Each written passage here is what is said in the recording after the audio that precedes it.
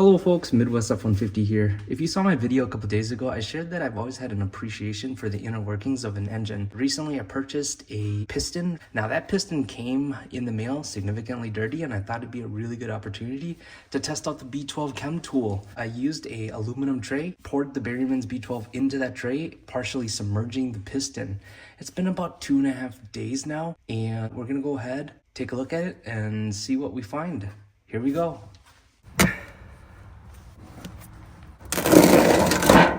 The truth. Holy crap.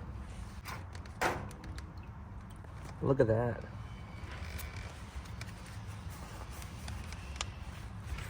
The side that was dunked in the B12, and then to the right of that is the side that wasn't dunked in.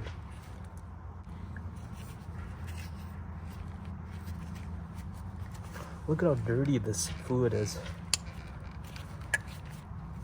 We just get the side that we didn't get last time. Perhaps that's the better way to go about it. So you can see here, this is the clean side. It's the dirty side. Honestly, I thought that it was going to do a little bit more cleaning, but perhaps it just needs more time.